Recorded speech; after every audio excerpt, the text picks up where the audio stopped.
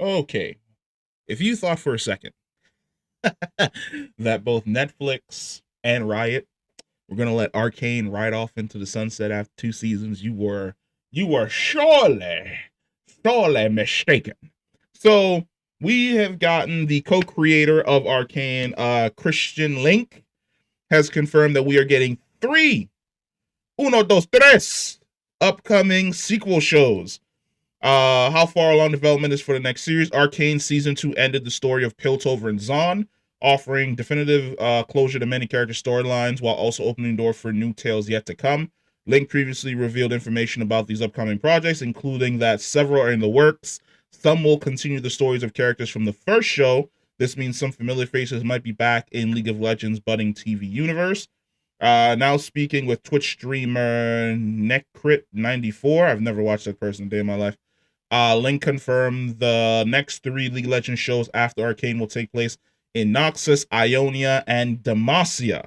While it's unclear what order these regions of Runeterra will show up, the co-creator and showrunner did confirm the next series is already a year into production.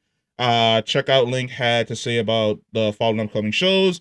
Noxus, Ionia, Demacia getting shows and are the next steps into the cinematic universe. The next series is already in development for about a year. Okay, so let's do a quick rundown of the locations. You've got Noxus, which is very much the equivalent of a Gothic Roman Empire. You've got Demacia, which is very much the equivalent of shiny Camelot with Arthur. And then you've got Ionia, which is very much the equivalent of feudal Japan. Not really feudal Japan. I would kind of say feudal fantasy Japan. What I mean by that is if you ever played Ghost of Tsushima and the way in which the world looks in Ghosts, that is what Ionia essentially is. It's all ninjas, samurai, and mysticism. But we're going to be, well, technically not we, I'm going to be dropping some opinions on who I think we're going to be following in these spin-off shows. At least for me, the people who make the most sense. So first, we're going to start with Noxus. Noxus being the Gothic Roman Empire it has to follow Darius and Draven. Across the board, 100%. Now, for Darius and Draven, we are talking about two brothers who started off in the slums and worked their way up to being basically the most powerful individuals in the entire empire. The way in which Noxus works is Noxus is very much a place where might is right, the strong rule. There is not one singular emperor. Noxus is essentially run by a tetrarchy, which is basically three major figureheads. The three major figureheads involve Darius, Swain, and LeBlanc. They're the three heads of Noxus, while each of them operates in their own theater. And what I mean by that is Swain has his forces, Darius has his forces, LeBlanc has her own forces. They will come together to deal with a threat that they all need to face, but for the most part, they are allowed to wage war and rule the way in which they see fit. Each of them represents a different thing. It's like different core values of Noxus, which is like might, guile, and valor. If I remember correctly, Darius is the leader of might. I want to say he's either the leader of might or he's the leader of valor. I'm gonna stick him in the might category. I can't remember off the top of my head. Swain is whatever the opposite one of Darius, and then LeBlanc is Guile because she basically runs things from the shadows. Following these two brothers, where they start off in the slums, join the military during the blood wars from the previous emperor, work their way up to the top of the empire, where Darius assumes position as the leader of the Pillar of Might. That would be absolutely fantastic. Because at that point in time, you could also incorporate a bunch of the other characters that are running around in Noxus, such as Swain running things on his end, LeBlanc running things in the shadows from her end, the interwoven connectedness of the assassin organization that Katarina's a part of, that Talon is a part of. It's a good way of introducing all of these different characters. Also, it's a really cool way of introducing characters that are on the side, like Riven, Did I pull up a picture of Riven? No, this is Swain, and it'll be really cool to pull up a character like Riven. Riven will be really dope because she also starts off as a gladiatorial slave that essentially fights in the Colosseum for Draven. It'd be interesting if they have a relationship. Could be a brother-sister relationship, could be an antagonistic relationship, could be a romantic one. Who knows? We're rewriting the lore as we move along. Outside of that, moving on, we're gonna go to Ionia. Definitely has to be Yasuo and Ari.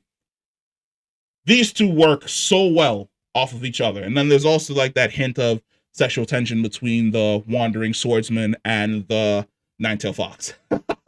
I'm not really deep in Ionian lore, but when I sit down and I think about Ionia, of course, Ionia does also have ninja families. You've got Kennen, you've got Shen, you've got Kane, you've got Zed with their ninja clans that are basically at war with one another. But if Riot's going to be following a story that is supposed to pull you in and hold you, telling the story of Yasuo, the wandering samurai, with his nine-tailed fox companion as he's hunting down his brother who's basically come back from the grave and is corrupted, that's a great story to tell. But only time will tell exactly what the story of Ionia is going to be. And then, of course, the last one is Demacia. Now, Demacia has multiple different ways that the story can go. The core one, the main one, is the relationship between Garen and Katarina. There's been some tension for years. Story-wise, there's been some tension where they've both snuck off while on a battlefield together for a little bit of side activity, and they're both on opposite sides. Katarina is from Noxus. Garen is from Demacia. Outside of that, there's also stories to tell in regards to Jarvan being the new emperor after the death of his father, which you can incorporate into maybe Katarina being the reason why the former emperor of Demacia is essentially dead. There's the story of Lux, the magical tower. There's the story of Ezreal. If we're going to be incorporating characters from season 1 and 2 of Arcane showing up in this season, it'd make the most sense that you would have somebody like Echo show up to meet Ezreal.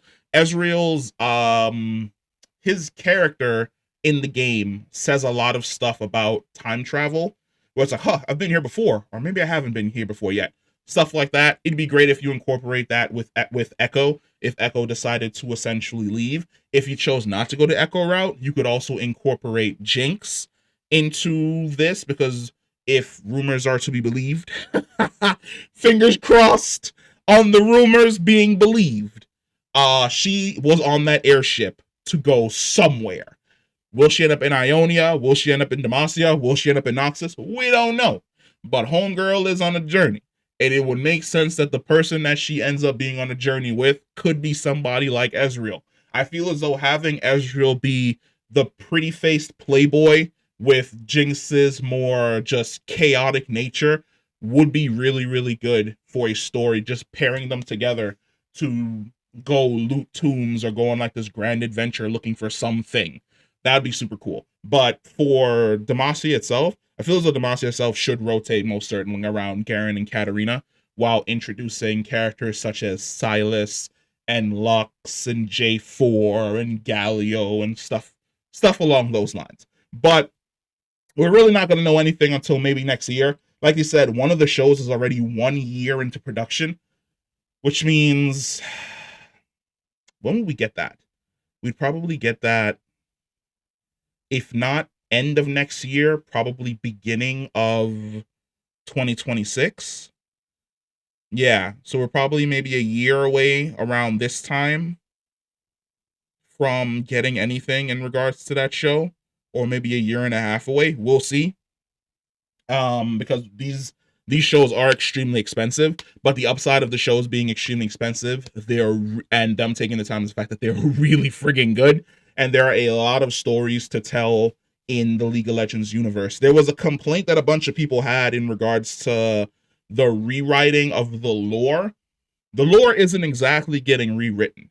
Arcane is essentially setting up the fact that there are multiple timelines or multiple universes. It seems as though we're kind of leaning into that So your character isn't so much as being rewritten as in your character's original story still exists, but the main story that Riot wants you to follow is going to be from the TV shows and all of the other things that they're including.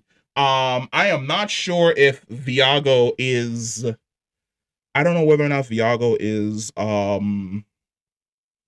Ionian. He's not Ionian. He's from the Shadow Isles.